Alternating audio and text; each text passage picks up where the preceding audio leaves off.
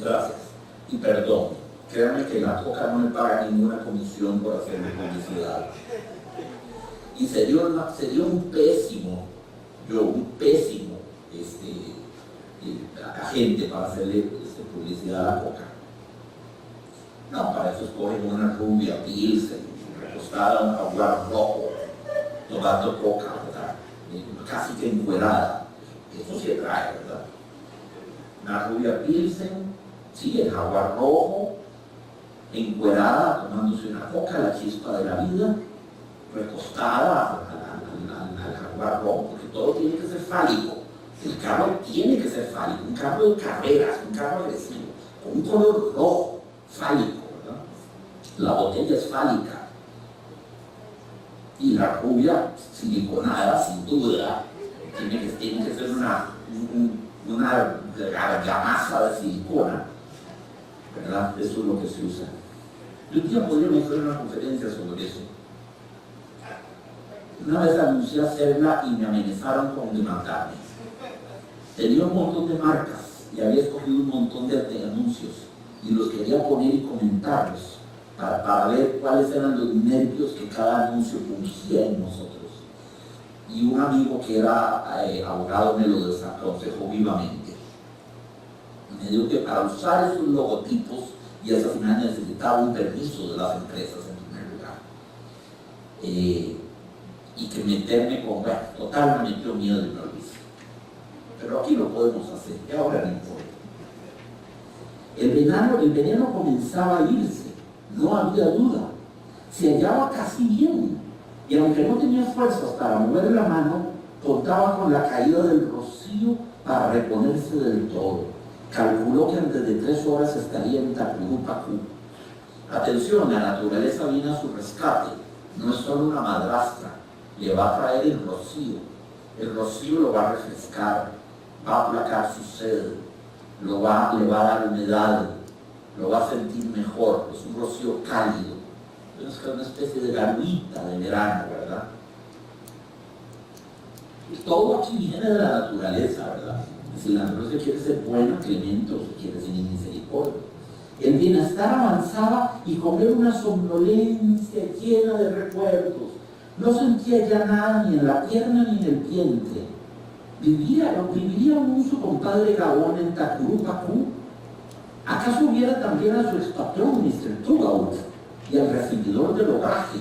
El obraje eran los enormes troncos de madera que talaban y que hacían circular por el río, con el cual fabricaban todo tipo de cosas, casas, puentes, todo tipo de cosas. Eso es lo que se llama el obraje. Y los puertecitos, que había puertecitos en todo el Paraná, eran para recibir madera, que era lo que se transformaba, lo que se transportaba. Quiroga se ganó la vida como haciendo trabajos de obraje. Llegaría pronto, el cielo al poniente se abría ahora en pantalla de oro y el río se había coloreado también. Desde la costa paraguaya ya entenebrecida, el monte dejaba caer sobre el río su frescura crepuscular en penetrantes efluvios de azahar y miel silvestre. Una pareja de guacamayos cruzó muy alto y en silencio hacia Paraguay. De nuevo, ¿por qué no escribí yo ese párrafo? ¿Se imaginan ustedes? Ahora el sol ya no es rojo, es dorado. El río se ha puesto dorado. Todo es como una gran pantalla dorada. Estamos envueltos en ese color ambarino que tienen ciertos ocasos, que se vuelve uno a ver a la gente y la ve amarilla incluso.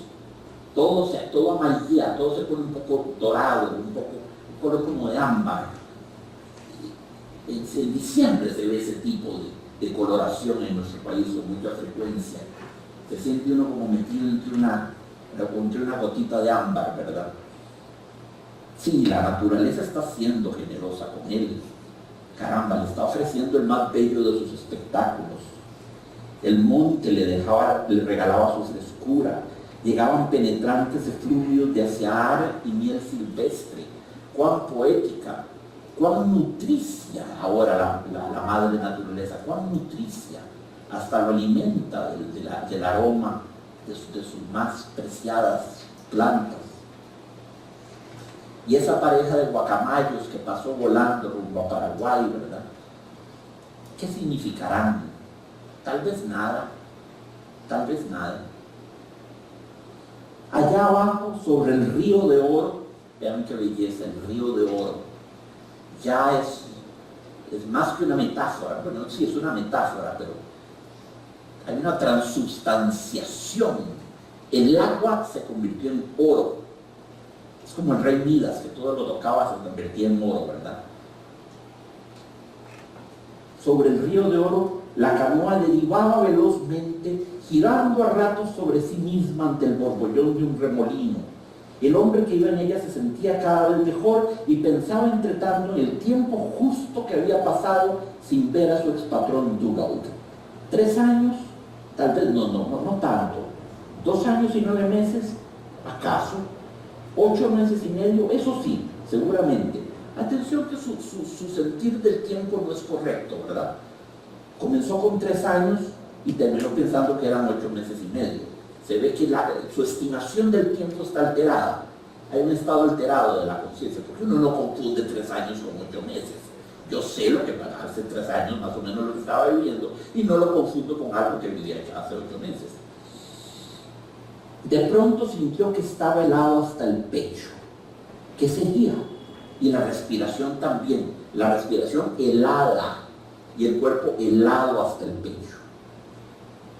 Al recibidor de maderas de Mr. Dugaut, Lorenzo Cubilla, lo había conocido en Puerto Esperanza un Viernes Santo. ¿Viernes? Sí, o jueves. ¡Ay, qué interesante, Puerto Esperanza! Hay una alusión a la esperanza y a lo sagrado. Lo había conocido un Viernes Santo. Diríase que hay una pequeña liturgia que está teniendo lugar. Hay una especie de misa que está teniendo lugar. La esperanza y el Viernes Santo. El viernes, claro, la muerte de Cristo. De pronto hay un imaginario religioso que se mete dentro del cuento. Resta determinar qué tipo de misa se está celebrando. Porque podría ser una misa de requiem, ¿verdad? Una misa de difuntos. El hombre estiró lentamente los dedos de la mano. Un jueves. Y cesó de respirar. Y así termina el cuento A la deriva de Horacio Quiroga. Seguirá siendo llevado a la deriva hasta que llegue al mar, repito. El río es muy ancho, no va a ir a callar en la costa, en un playón no, va por el puro centro del río. Ese hombre se lo llevará al mar e irá a deshacerse en pleno océano. Su vida literalmente coincidió con un río que es como nuestras vidas que van a dar al mar, que es el morir. La parábola, la alegoría que propone Horacio Quiroga es muy hermosa y muy fácil de leer, ¿verdad?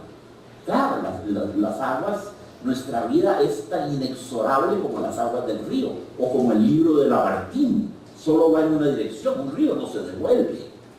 Puede hacer un montón de meandros, claro, que haga un estuario, sí, devolverse en el sentido de que hace lazos y todo lo que hasta que por fin va a la mar. Pero el agua no se devuelve, sobre el mismo cauce al revés no se devuelve. Hay casos especiales, cuando sube la marea, la desembocadura del río es muy grande, cuando sube la marea se mete en el río y devuelve el agua del río. Un rato, después, al bajar la marea, el río sigue desaguando en el mar. ¿Qué famoso filósofo propuso también el río como alegoría de la vida? ¿Qué famoso filósofo dijo: nadie se baña 2 veces en las aguas del mismo río? Heráclito de Éfeso. Gracias, Chepito. Gracias, Chepito. Que es toda una cosmovisión importantísima, dice Heráclito. Nadie se baña 2 veces en las aguas del mismo río. ¿Por qué? Porque uno se da un chapuzón, se tira al sol un rato, ya cuando se mete al río 5 minutos después, ya ese río es otra cosa, es otro río. Todo el agua que yo conocí ya va 5 kilómetros por allá. ya ese río es otro río, seguirá yendo el Paraná, o el Virilla, o el Pacuare, o el que ustedes quieran, María Aguilar. Nadie se puede bañar en ese río, pues es una cloaca abyecta, y lo sé porque pasa por detrás de mi casa, por desgracia. Y nadie se puede bañar, entonces ya 5 minutos después, toda el agua que era antes el Paraná ya pasó, ya no es el Paraná, sigue llamándose el Paraná, igual podría llamarse del Ranapá, o lo que ustedes quieran, ya es otro río. Aún más, asumamos que el río se congela, que es un río en la Siberia. Que terrible, ¿verdad? Bañarse en un río en la Siberia con el frío que hace entre la nieve y el hielo. Asumamos que el río se congela, entonces no hay devenir, no hay, se suspende, podríamos creer, el curso de la vida inexorable hacia la muerte. Se congeló el río, ese río se congeló, no está yendo hacia la muerte. Ah, caramba, pero en ese caso, si yo me meto en ese río congelado, igual va a ser el desencuentro inevitable, porque yo, como bañista, soy otro a los 5 minutos de la primera incursión en el río congelado. Pongamos que el río tuviera un charquillo ahí, más medio me bañé. Salgo, ya para la segunda zambullida, en las aguas frígidas del río, ya yo soy otro. Ya todas mis células, la apoptosis me ha matado miles de millones de células de mi organismo. Ya soy 5 minutos más viejo. Ya se me cayeron 3 pelos de la cabeza. Ya tengo hambre que antes no tenía. Ya estoy más cerca de la muerte. Ya perdí 5 minutos de vida. Ya voy con menos entusiasmo. Porque la primera consumida, qué ilusión me dio a ver si aguanto esta agua. Ya la segunda vez con menos, ya soy otro. Entonces, si no cambia el río, cambio yo. Porque la verdad de Heráclito es que el río somos nosotros. Todos nosotros y cada uno de ustedes. Todos. El río ese que cambia es en realidad uno. Es uno el que no es el mismo. Yo no soy el mismo en este momento que cuando comencé a leer el cuento. El Jack que comenzó a leer el cuento está muerto. Ese Jack, yo tengo que elaborar el duelo de mi ser. Qué triste, está muerto, me morí. Ese Jack pasó, es parte del devenir. Ahora estoy en la última página y pronto moriré también a esta página. Y tendré que asumir como Lamartine, asumir y vivir la página en que estoy. Es que hay gente que vive obsesionada por volver a la página de los amores. Lo primero que nos dice Lamartine es: el libro solo se vuelve en una dirección y las páginas se vuelven solas. Yo no tengo que volverlas, se vuelven solas. El folleto fatal, como le llama Lamartine. Entonces, aunque el río siguiera siendo el mismo, las aguas siguen siendo el mismo, yo ya soy otro cuando me zambullo. Es decir, no puedo detener el tiempo. Aun cuando el río se congelase, el río yo, el río de mi identidad es otra. Después de 4 años, amigos, ya no va a quedar del ser, ya sabes, de ser sentado, ni una célula. Ni una célula de las que tengo, ojalá que muchas en el cerebro, cielo santo, ahí es donde más quiero tener, neuronas haciendo sus sinapsis bien portaditas. En 4 años ya nada de mi cuerpo va a ser lo mismo que hoy. Todo mi cuerpo se habrá completamente renovado. Uñas, pelo, órganos, todo. En 4 años, si llego a 4 años, ¿verdad? Estoy contando mi plan de vida, vivir 4 años para compartirlos con ustedes, es tan agradable. Ciertamente es una buena razón para seguir en vida, poderlos seguir viendo ustedes, claro.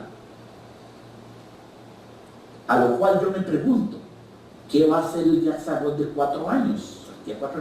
¿Cómo fundar un principio de identidad? ¿Cómo afirmar la identidad Yaxagos toda vez que en 4 años ya no va a quedar una sola célula del Yaxagos que es ahora? como ya no queda una sola célula del Jack del 2015. No, ni una sola. Voy a ser un ser humano enteramente nuevo. Sin embargo, voy a seguir siendo Jack Sagot. Hay una curiosa identidad que va a permanecer. Voy a seguir hablando igual, voy a seguir amando a Horacio Quiroga, voy a usar las mismas metáforas. Con suerte les estaré dando clases a ustedes todavía. Entonces, ¿en qué anclamos la identidad, puesto que nuestro cuerpo está muriendo y renovándose a cada segundo? En la apoptosis perdemos células constantemente, células que se suicidan, por así decirlo, porque ya pasaron su ciclo de vida y tienen que dar lugar a nueva aparición de células. Ese es el fenómeno llamado apoptosis. Nuestro cuerpo está habitado por la muerte. Nuestro cuerpo está muriendo a cada instante, no solo en el sentido de que vamos rumbo a la muerte, lo cual es evidente, sino en el sentido de que en nuestro interior se está librando una batalla permanente, sin tregua, mientras dormimos, mientras hacemos el amor, mientras vemos la tele, mientras comemos. Ahí se están muriendo montones de nuestras células y surgiendo por dicha otras células nuevas. Estamos haciendo piruetas. Tenemos la muerte adentro, la llevamos adentro. Esa es la condición humana. Por eso este cuento es una obra maestra. Yo este cuento, y qué impresionante, qué bruto Quiroga, ¿verdad? Porque no le sobra una palabra, no le falta una palabra. Díganme qué les pasó, qué pensaron. ¿Les gustó? ¿Qué dice nuestro decano? Es una obra maravillosa, precisamente rompe la naturaleza, la toxicidad, como decía, de una serpiente que está violenta, que nos permite hacer 4 horas. 4 horas. Llegar a un centro de salud, poder tener alguna estructura de vida, pero a veces ese dolor solo, esa música solo, esa forma de compensar muchísimo también la esperanza que al final se refleja en un acto y el ser humano empieza a mejorar una ilusión, pero también cumplir el principio del movimiento de fluidez y del cambio. Hablamos de que vivimos en un mundo de cambio y nosotros de verdad el líder del cambio y ese representante de ciertos años ya mejor que nadie. Desde el principio, porque nadie puede bañar 2 veces en el mismo tiempo. Es parte de la representamos en la cotidianidad de los seres humanos. Ahora no es el mismo, no estoy más el mismo, yo no soy el mismo. No. Y esa es la vida haciendo de nos enfrentamos a morir. Yo le llamo ese chispazo de la vida, el chispazo de alegría, el chispazo de amor, el chispazo de construcción. Y en esos chispazos sí se fue. Lamartine decía, querido amigo, que la vida era apenas un pequeño estupor entre 2 abismos de tinieblas. Un pequeño estupor. ¿Qué hago aquí? ¿Quién me puso aquí? ¿Quién soy yo? No he encontrado ni siquiera todavía respuesta. Y ya, pasó mi turno. Un pequeño estupor entre 2 abismos de tinieblas. La infinitud que precedió a mi nacimiento, la infinitud que va a suceder a mi muerte. Y ahí un paréntesis, chiquitito, que al pasar el tiempo, asintóticamente se irá haciendo más chiquitito, un puntito, más diminuto, más diminuto. De eso solo se salva Beethoven, se salvan las grandes figuras, esas siguen siendo grandes. Lo que es más, se hacen más grandes con el tiempo, pero yo no soy Beethoven, no puedo apostar a que eso vaya a suceder conmigo. Y el tiempo todo lo comprime, amigos. Es muy divertido eso, el tiempo lo comprime a lo lejos, de nuevo, asintóticamente. A mí me da risa cuando la gente, a veces que los griegos de la antigüedad clásica, bueno, la antigüedad clásica griega son 10 siglos. Y La gente habla de Pitágoras como si Pitágoras fuera un contemporáneo de Sócrates. Hay 300 años de diferencia entre Pitágoras y Sócrates. Sócrates es del siglo IV antes de Cristo.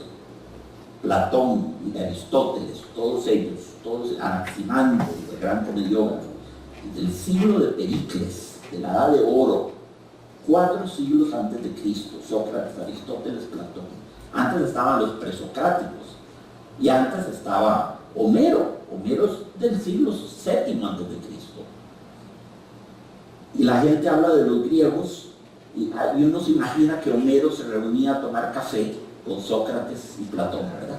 Uno los mete en una misma bolsa y dice, esos carajos son todos la misma cosa, sí, me imagino. Pitágoras y otros. Bueno, resulta que Pitágoras está tan lejos de Sócrates como Juan Sebastián Bach está de nosotros.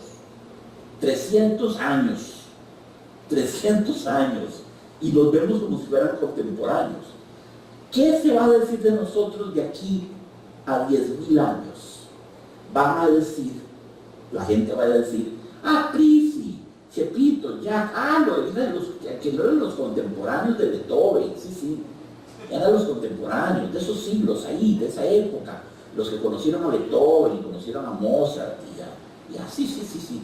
Porque de aquí a 10.000 años, entre Beethoven y nosotros, que hay 200 añitos, la gente va a comprimirnos, nos va a comprimir y nos va a meter en el mismo espacio. Se van a decir, Jacques Agot sí era un contemporáneo de Beethoven, sí, seguro lo debe haber conocido, fueron músicos, colegas muy distinguidos, deben haberse conocido, claro, tomado café a menudo. De aquí a 10.000 años, estos 200 años que nos separan de Beethoven van a ser una cosilla, van a ser una mierdilla, van a ser una cosilla. Entonces, va a llegar un momento en que la gente que hable de nosotros, Chepito, el señor Decano y yo, de aquí a 10.000 años van a decir, sí, en tiempos de Sócrates, Platón, Chepito, el Decano, Jacques Agot, en esas épocas, como si hubiéramos vivido todos en la misma, pero resulta que estamos separados por 1.400 años de Sócrates, pero de aquí a 20.000 años, esos 1.400 años se van a ver como si fueran una cosilla así, y la gente ignorante e imprecisa e inexacta se dirá, todos nosotros vamos a terminar siendo contemporáneos de Sócrates. Nosotros vemos a Sócrates allá, lejanísimo, en la noche de los tiempos, hace 14 siglos tiene el viejo de muerto, pero de aquí a 20.000 años, esos 14 siglos se van a ver así. Y la gente se va a decir, Jacques Agot dicen que era un contemporáneo de Sócrates, muy distinguido, daba unas clases que dicen que eran muy buenas, y era un sofista también, como Cedro y como Fidias y como Alcibíades y como Protágoras, era uno de los sofistas, seguro hablaba en el ágora y todo, ¿verdad?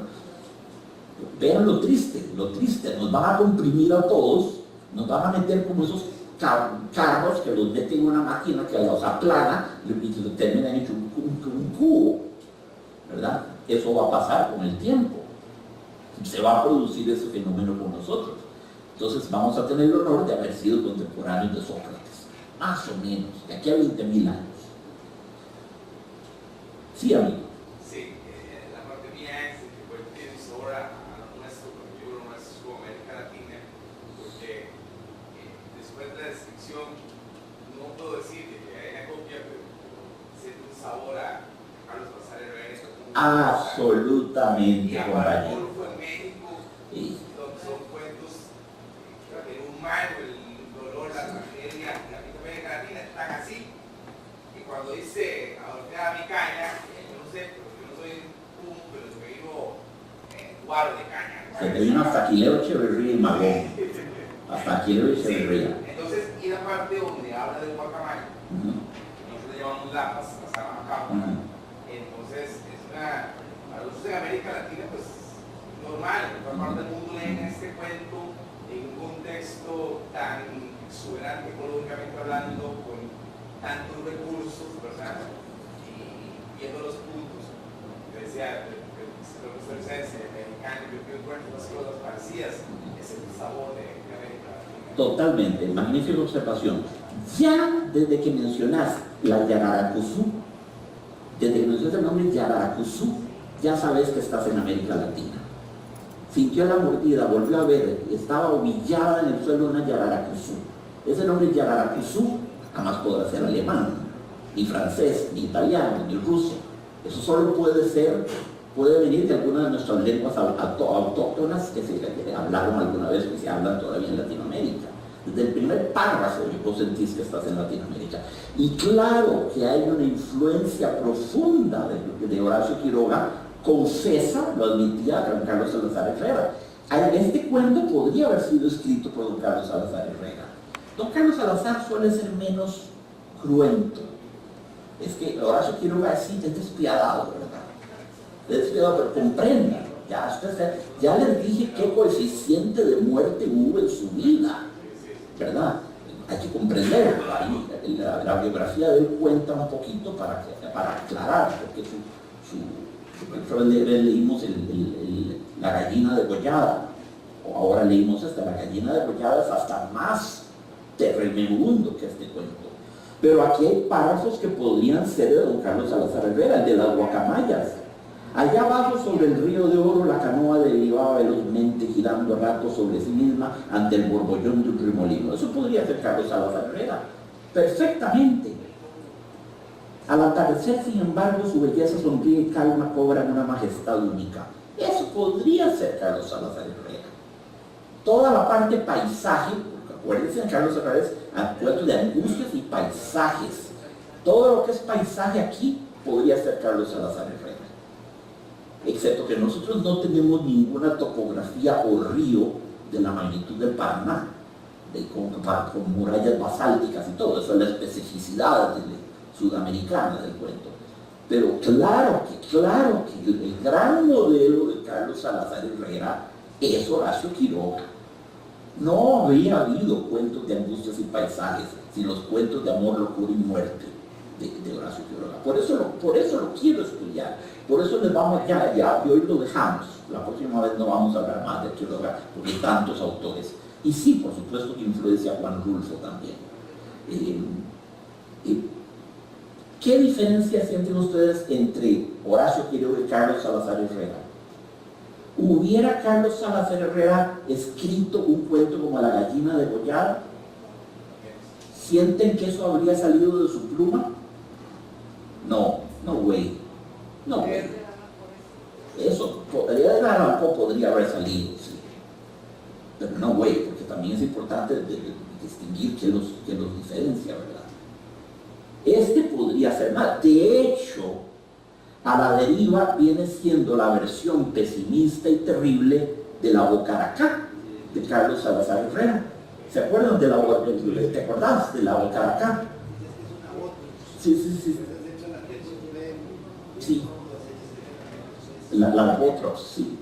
Sí, que la esposa sale despavorida a buscar el antídoto y todo, y resulta que simplemente el viejo se había golpeado a los nudillos con una piedra y se le habían hecho 2 heriditas, y la esposa creyó que había sido una picadura de Bocaracá y el hombre se desmayó y sale y él, bueno, en fin, hace rato no leo La Bocaracá. La Bocaracá es una versión sonriente de este cuento. ¿Qué hubiera deseado nuestro pobre Paulino aquí? Porque su herida hubiese sido, ¿verdad?, una mera ilusión. Pero sí, de la especie Botrox, eso lo encontré, señor decano, lo encontré investigando la semana pasada. Háblenos sobre el tipo de serpientes. Yo soy totalmente ignorante en eso, estoy fuera de mí. ¿Qué caracteriza las Botrox? Bueno, tienen las 2 características, neurotóxicas y necrotóxicas. Entonces va directamente al sistema nervioso central y directamente produce muerte cerebral. Por eso es que es tan violenta.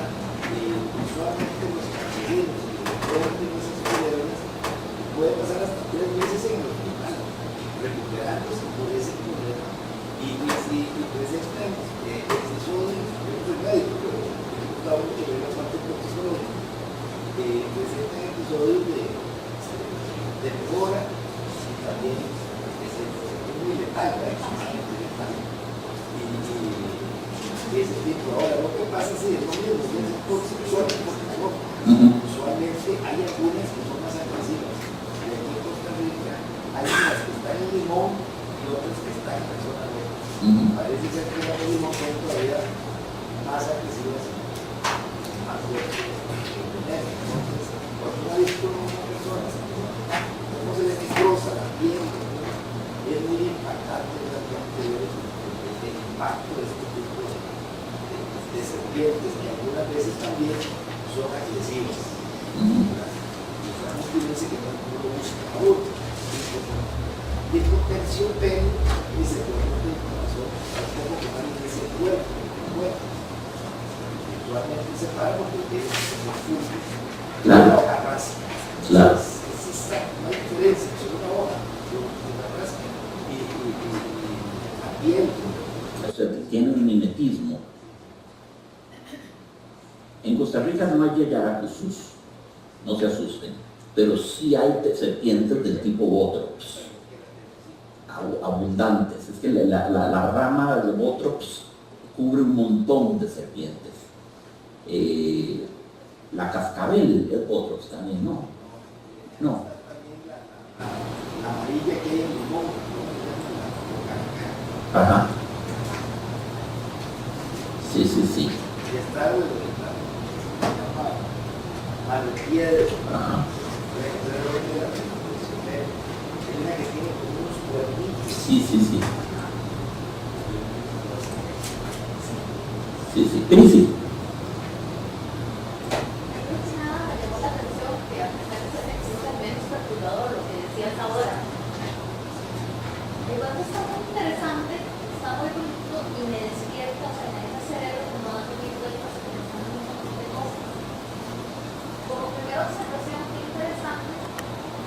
Lo que vos decías, el primer párrafo es determinante y es así como de ataque. Pero qué interesante que básicamente es la naturaleza actuando en defensa propia. Sí. No es una serpiente atacando por instinto, es una serpiente que está respondiendo a una agresión, alguien se le para encima. Sí. ¿Verdad? Entonces eso es lo primero que aquí pienso yo. Es que el hombre está en el hábitat de la serpiente. La dueña de la casa es ella. Y el problema es había de ser una casa en medio de semejante jungla. Sí, el que está fuera del lugar a todas luces Es el hombre. Y recuerden que don Horacio Quiroga vivía en plena jungla. Él era un eremita, una anacoreta. Se construyó una casa en medio de la jungla y ahí se llevó a vivir a su primera esposa, que se entiende que se suicidara, la pobre, ¿verdad? Porque viviendo con aquel viejo tan sombrío y tan lleno de muerte en medio de una jungla que salía al jardín, le salía una Botrops, yo creo que cualquiera hubiera seguido su ejemplo, ¿verdad? Se suicidó la pobre muchacha. Eso fue terrible para Horacio Quiroga. Qué interesante ver eso, la naturaleza pasándole la factura, ¿verdad? Después seguía haciéndole números y un poco ya ustedes lo tocaron, ¿verdad? Como me recordó también a los cuentos de su paisaje, que algo que tengo en esa línea, ¿verdad? El paisaje por todos lados reflejando las sensaciones. Pero sí me llama un poco la atención lo que vos decías, que al puro final hay cierta reminiscencia a Dios, digamos Sí. así, ¿verdad? Donde él termina hablando de esperanza, de Viernes Santo, de Sí. Santo, bueno. Porque al puro inicio también, dice ahí que cuando la célula dorada, cuando él logró llegar a su casa, lo primero que hizo fue llamar a la esposa, Sí. ¿verdad? Para que le traiga caña, para que ella sacie esa sed y pensando que con eso se iba a sentir mejor y que, ¿verdad? Y ve el nombre de Dorotea. Dorotea viene del regalo de Dios. Es interesante. Tea vendría de Dios. Ajá. Entonces, Dorotea lo que viene es como del regalo de Dios. Sí. Entonces yo decía, mira qué interesante como ya desde el puro inicio me está llevando al puro final también, Sí. ¿verdad? Sí. Pensaba también, por eso te digo, tengo 100.000 ideas Claro. sobre hacer una borbollona en la cabeza, pero pensaba también un poco que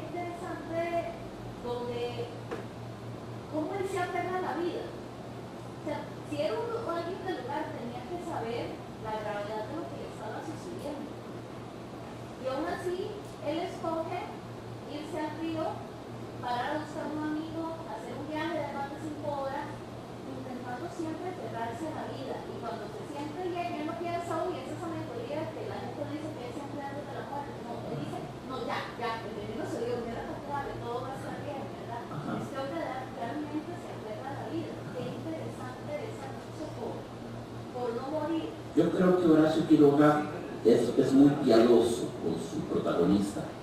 Le concede una muerte muy serena, una muerte sin dolor, una muerte indolora, una muerte sedado, una muerte somnolente. Se empieza a ganar una somnolencia, empieza a pensar en su antiguo patrón, Mr. Dugal, en Lorenzo, en lo demás. Es como que le hubieran dado un cóctel de analgésicos o de morfina o de una cosa así. Eso nos hace pensar que él no se sentía tan mal. Yo esperaría que alguien muriendo utilice sus últimos instantes en pensar en seres más queridos, familia o algo, ¿verdad? Sí. No un espadrón. No. ¿Verdad? Era no, sí. Sí. Pero también pensaba, viendo esto, qué interesante la figura del río, porque me imaginaba mientras eso pasaba y donde pasaba por la parte oscura y negra, que Sí. sonaba la tumba, más que todo sonaba la tumba, ¿verdad? Y después ya de pronto llega una parte dorada, me lo imagino como brillante, reflejando luz, ¿verdad? Que dicen que uno ve luz a la hora de morir, ¿verdad? Qué interesante eso. Pero pensaba, por ejemplo, en el río que habría que cruzar para llegar al inframundo. Ajá. Entonces, me Sí. esa reminiscencia, o incluso un poco más allá. Sí, la laguna Estigia. Ajá. Y Carón, el de la barca fúnebre, que tenías que darle el óvulo. El óvulo era una moneda Para que lo llevaran para la moneda, sí. del río. Entonces, Sí. pensaba en eso, incluso un poco más moderno, digamos, comillas, pensaba en el grandes que allá los indios tiran, pueden pagar otras fúnebres a sus muertos al río, ¿verdad? Sí. Y que el río cabe a un del ceutero. Sí. Pero no pensaba en eso, que es interesante la figura del uso del río para reflejar Es esa vida correcto. hacia la muerte. Eso nos devuelve a la mitología griega. Vos sabés que los griegos de tiempos de Sócrates, ahora vamos a ser muy específicos para no caer en lo que les dije anteriormente, y meterlos todos en una sola bolsa.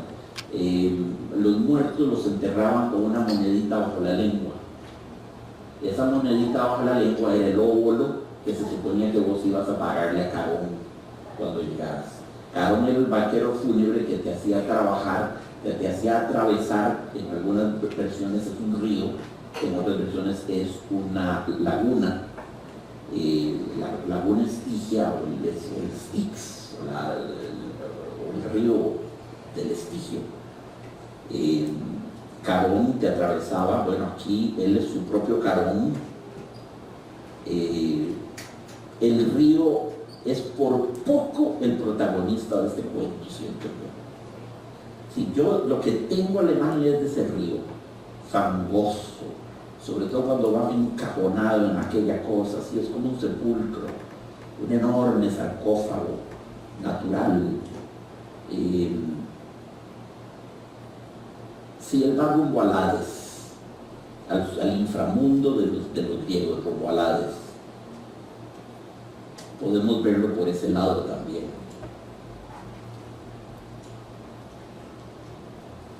El final, con el río dorado y el bienestar súbito de él y la evocación de la esperanza y de la evocación del Viernes Santo, que es, creo yo, una pequeña liturgia que el autor le regala a su protagonista a punto de morir.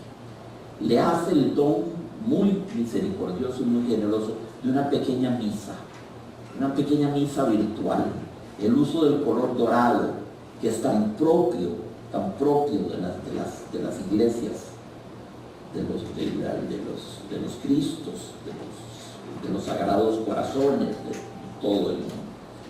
Por lo menos en las iglesias europeas, entrar en una iglesia europea o una catedral, no digamos, todo es dorado, ¿verdad?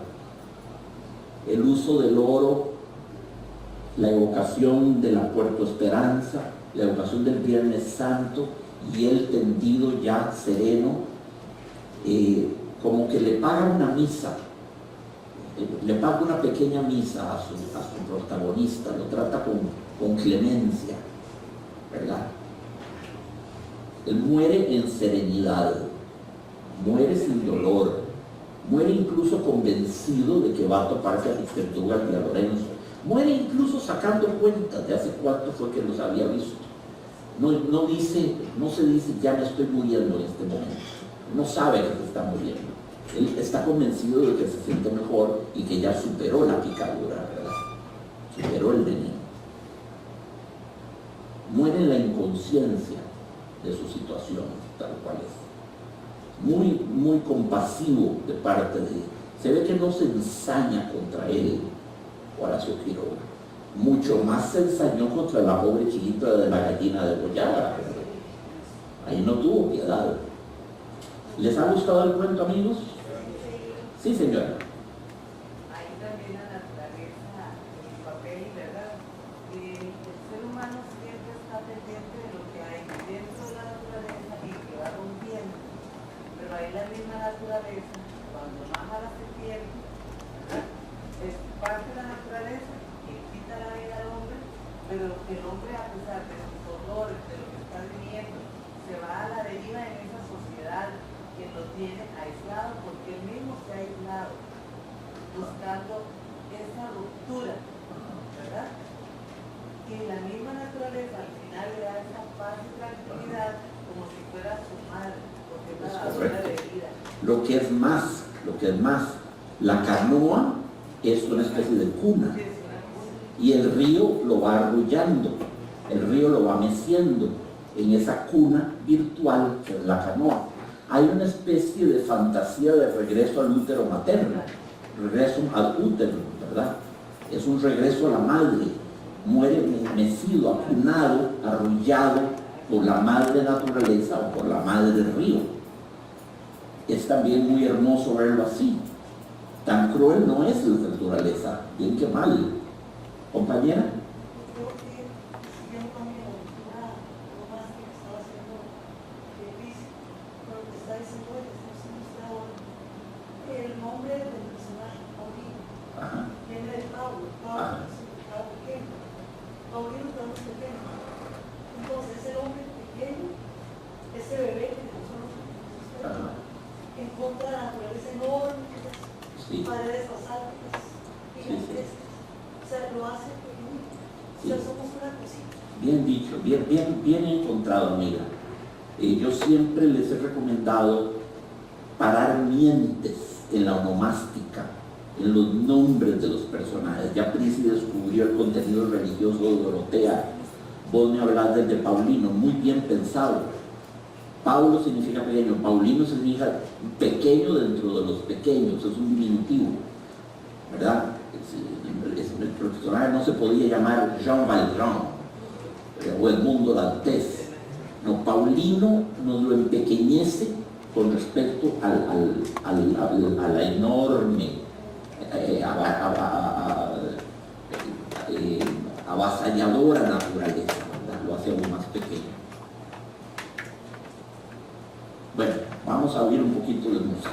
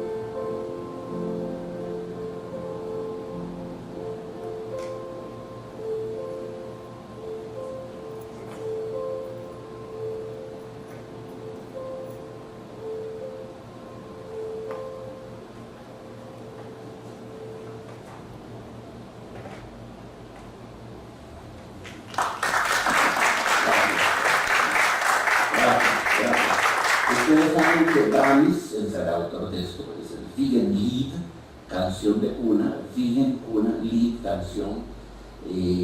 Usa ya habíamos hablado de esto alguna vez, los estudios que han hecho los musicólogos, los etnomusicólogos más específicamente, han descubierto que en todas partes del mundo, en todas las tribus, todos los clanes, en todas las partes, las madres arrullan a sus hijos usando este intervalo, la tercera menor.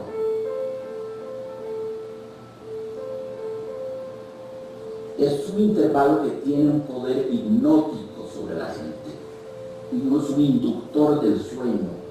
Si yo sigo haciendo esto aquí, durante largo rato ustedes se quedan dormidos. No se rían, he hecho el experimento.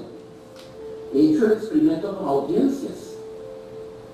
Y es más potente la música de que ustedes creen. Al rato de pronto alguien se duerme y otro se duerme. Este intervalo, tercera menor, en todas las canciones de cuna, en todas, la de Schubert, la de Brahms, la Berceuse de Chopin, los lullabies, se usa este intervalo. Por eso es que Brahms lo deja al final.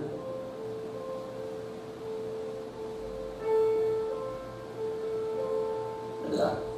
Como hay intervalos que crispan. Este intervalo es el diablo. En la edad de ellos lo llamaban diabolus in música. Estaba prohibido su uso en el canto gregoriano en las iglesias. Tenían que hacer lo que fueran los compositores para que no hubiera este brinco melódico, ni para arriba ni para abajo. Y la pieza de Liszt, después de una lectura de Dante, él habla del descenso al infierno, usa el intervalo tremendo, el diablo sin música y descendete.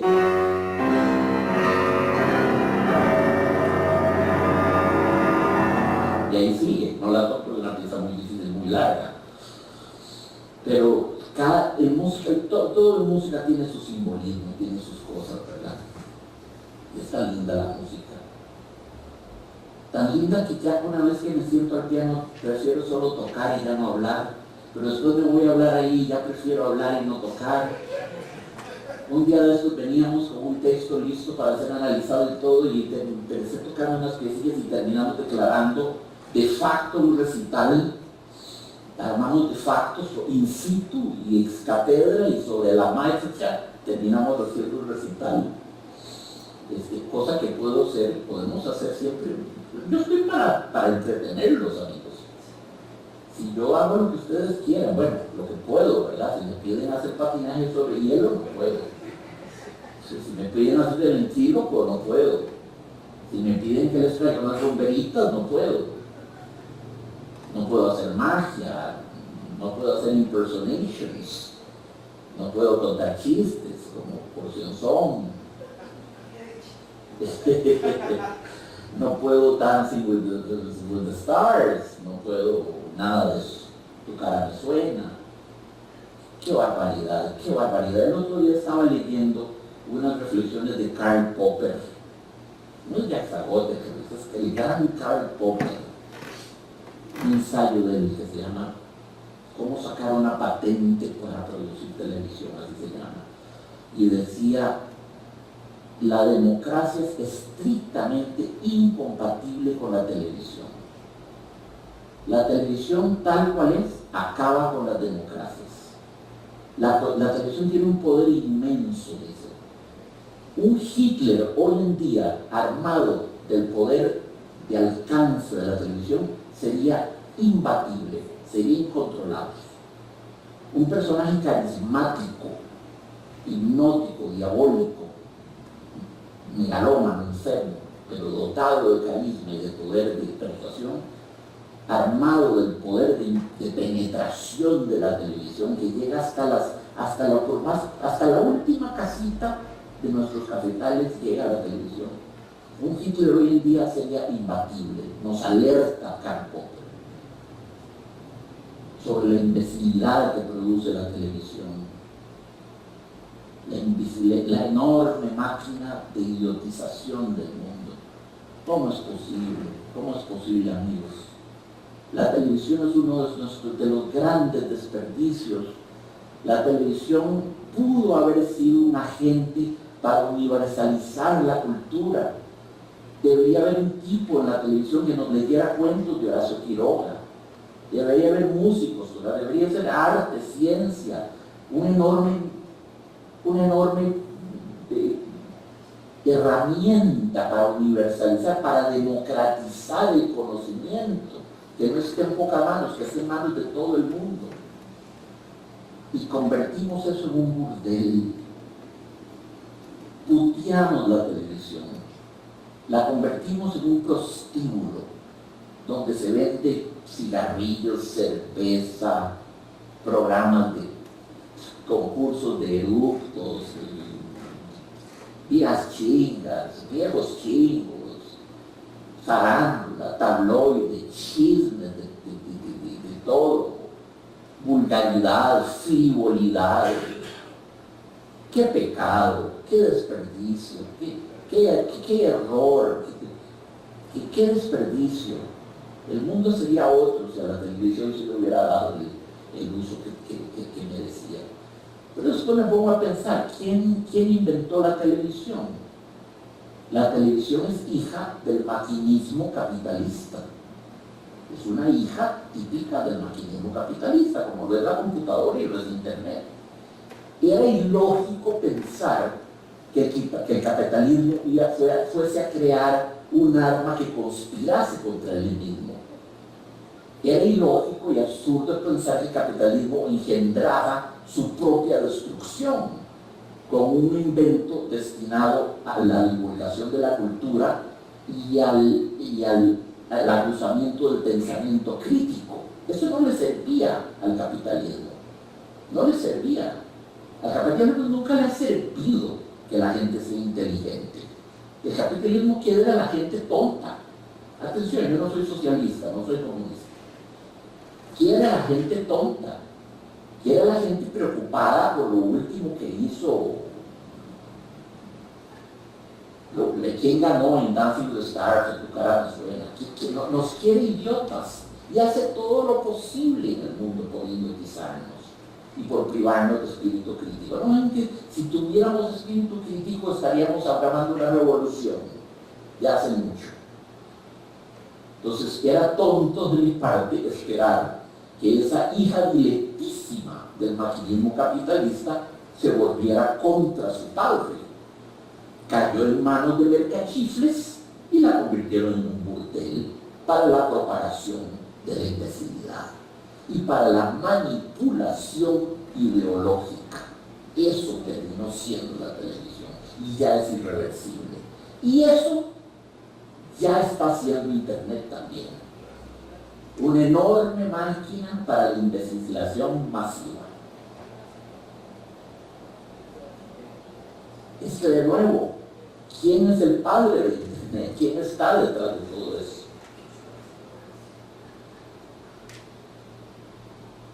Qué triste, ¿verdad?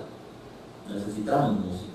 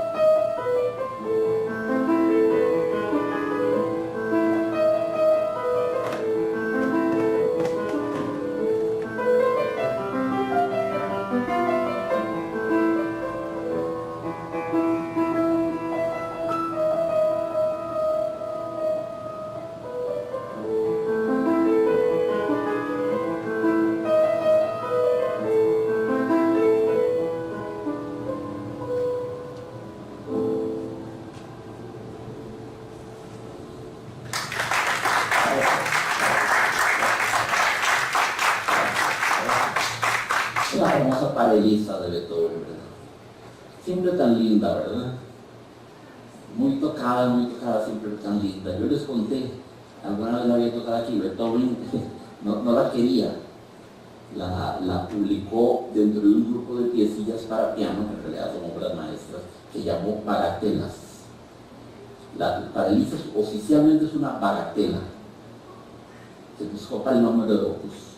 Reunió un montón de piezas que él consideraba cosillas menores y les puso un título, Bagatelle. Si uno tiene que programarlas todas, tiene que poner bagatelas. Una bagatela es una cosa sin valor, es una chuslería, una bagatela, algo banal, una ocurrencia, ¿verdad? Entonces, para él, según él, esto era una bagatela. A nivel de su genio, esto era una bagatela. Yo la encuentro tan linda y la disfruto tanto cuando la toco y me digo, ojalá sería uno capaz de bagatelas así, ¿verdad? Ojalá fuese uno capaz alguna vez de componer algo que fuera la 10ª parte de lo bonito que es esa bagatela. Bueno, amiguitos, pues yo ya los entretuve mucho con mis especulaciones y descripciones. Siempre es una felicidad para mí verlos. Les repito lo que les dije al principio. Mi semana, el momento más gozoso de mi semana es estar aquí con ustedes. Yo esta clase, la presencia de todos ustedes, querido amigo, este piano, el que he llegado a querer tanto, ya somos novios, ya hicimos. Es que costó, al principio no me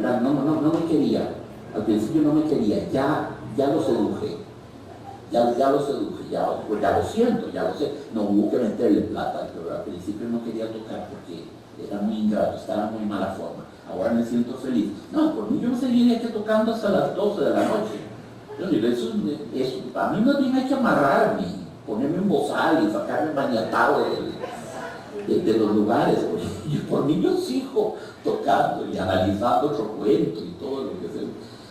Nunca pecaré por falta, siempre pecaré por defecto, por exceso. Eso ya lo sabemos. Pero los quiero mucho, queridos amigos, y quiero que sepan que a mí me significa una gran infusión de vida, como se lo hubiera deseado el pobre picado de Culebra. Una gran infusión de vida me representa estar con ustedes. Y me alegra enormemente ver caras conocidas que ya están apuntados al curso, que ya si no llegan me hacen falta, ¿verdad? Pues eso es todo, amigos.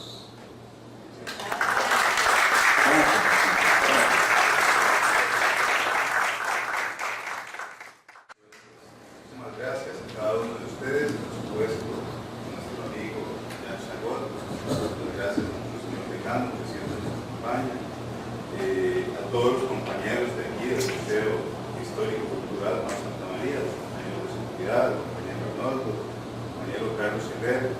En fin, es una hermosa convergencia de instituciones del Estado que se da aquí para hacer esto posible, ya que Jack hablaba de los malos pasos que ha dado la televisión, que han dado las redes sociales. Pues es bueno que la universidad pública haga un contrapeso y que ofrezca este tipo de espacios para crear cultura, para fomentar una cultura de la vida, una cultura de la estética y de la ética.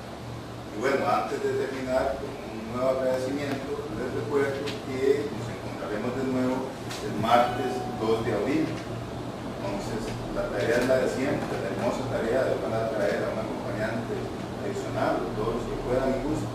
Pues el martes 2 de abril nos encontraremos de nuevo aquí en este lugar. Propónganse eso, amiguitos, traer a alguien, traer gente nueva, porque así tiene sentido hablar